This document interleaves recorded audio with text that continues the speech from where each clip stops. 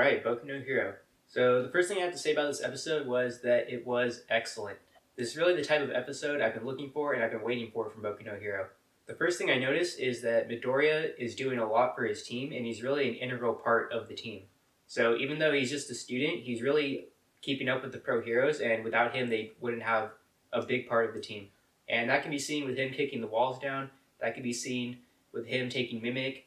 It would be a lot more difficult if they didn't have Midoriya's power and mobility to do those things. The second thing I noticed about this episode was that Nemoto's quirk Confession is really, really powerful. Obviously, his quirk really isn't suited for combat, but in an organized crime setting, or on the opposite end, if he was in a police setting, Confession is really strong and has a lot of uses.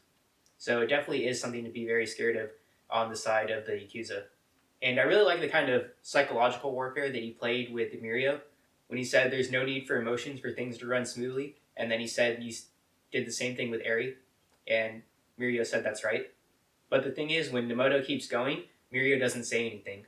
So when Nemoto asks if he's just saving her to make himself feel better, Mirio does not reply. So I think he is not saving her just to feel better. I think he is doing it out of the goodness of his heart. Because if he did have those intentions, he would have replied.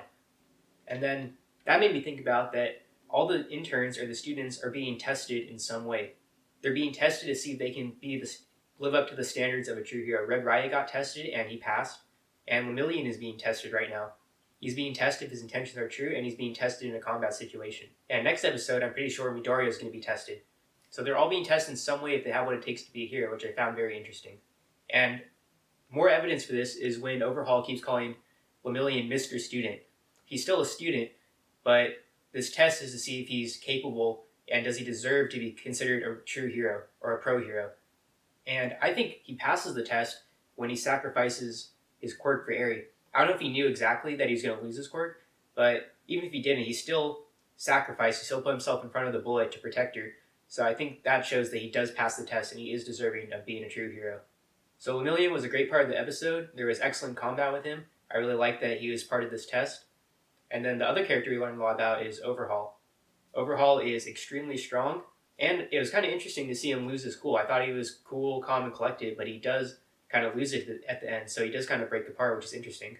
And I like the flashback where the head of the Yakuza says he doesn't want to go with Overhaul's plan because they're losing their honor and they're losing their ethics. So that's a big theme that you see in things.